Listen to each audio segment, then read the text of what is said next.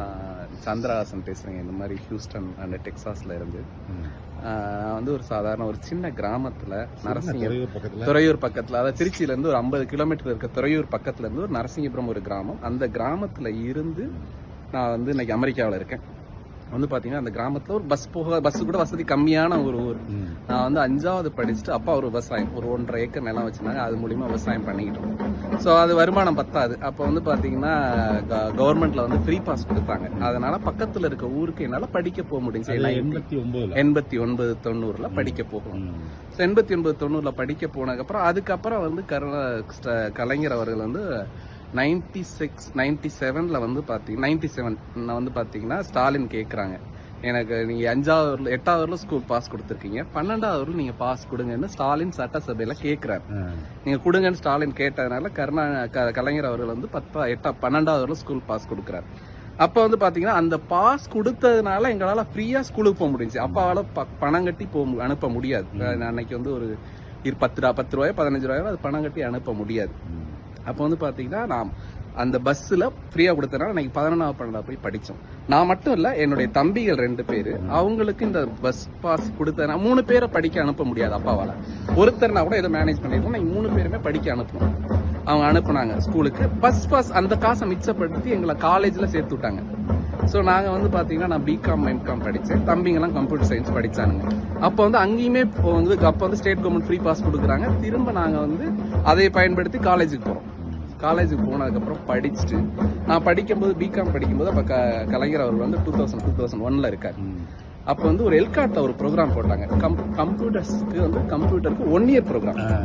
அந்த 1 year programme SSI 2000 நான் இப்போ 25 வருஷத்துக்கு முன்னாடி வந்து கம்ப்யூட்டர்ல ஒரு ப்ரோக்ராம் போடுறாங்க.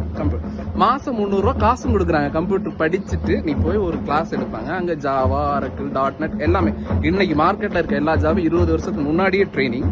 அதுக்கு வந்து மாசம் 300 ரூபா காசும் கொடுக்குறாங்க. எல்லாரும் வந்து சொல்லுவாங்க இவங்க வந்து சாதாரண மக்களுக்கு. அப்படி கிடையாது. நானுமே அதாவது கேஸ்ட்னு சொல்றாங்க, அது கிடையாது. நாம வந்து பாத்தீங்கன்னா ஹையர் கேஸ்ட்.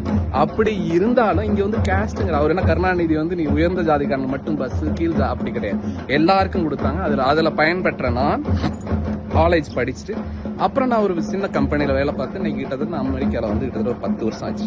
இந்த 10 வருஷத்துல வந்து பார்த்தீங்கன்னா இன்னைக்கு நான் நிறைய பிஸ்னஸ் பண்ணுறேன். நான் வந்து பார்த்தீங்கன்னா இங்கே ரியல் எஸ்டேட் பண்ணுறேன், பெரிய பெரிய பில்டிங் வாங்கியிருக்கேன்.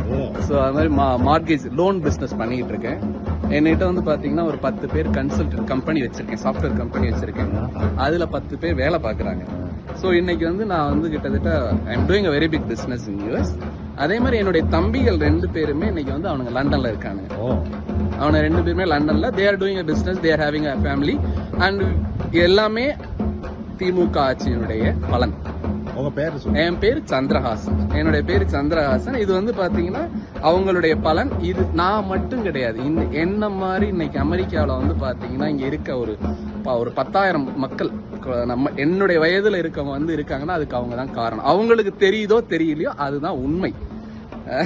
வந்து பாத்தீங்கன்னா நிச்சயம் இது வந்து நிறைய பேருக்கு இது தெரிய மாட்டேங்குது. என்ன நினைக்கிறாங்கன்னா எல்லாருமே குறை பேசுன்னு நினைக்கிறாங்க. இன்னைக்கு மற்ற மாநிலங்களோட தமிழ்நாடு ஒப்பிடுவதற்கே வாய்ப்பு கிடையாது. இனிமேல் நம்ம ஒப்பிடுவது வந்து பாத்தீங்கன்னா ஒரு அமெரிக்கா மாதிரி ஒரு வளர்ந்த நாடுகளோட அதை எப்படி நம்ம வளர்ச்சியை கொண்டு வரது, எப்படி இன்னும் இருக்க குழந்தைங்களுக்கு எப்படி வேலை வாய்ப்புகளை ஏற்படுத்தி கொடுக்கறது, அதை வந்து அமெரிக்காவோட தான் கம்பேர் பண்ண, நம்மளோட நம்ம மற்ற மாநிலங்களை கம்பேர் பண்றது வாய்ப்புகளே இல்லை.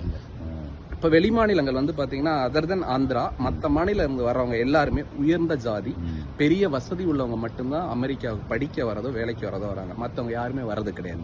பட் நம்ம ஊர்ல மட்டும்தான் சாதாரண ஒரு கிராமத்துல இருந்தவங்க என்ன மாதிரி இருக்கவங்க மேல வர முடியுது. ஸோ அதுக்கு வந்து நிச்சயம் திராவிட கட்சிகளும் அதனுடைய ஆட்சிகளும் மிகப்பெரிய பங்காற்றி இருக்காங்க.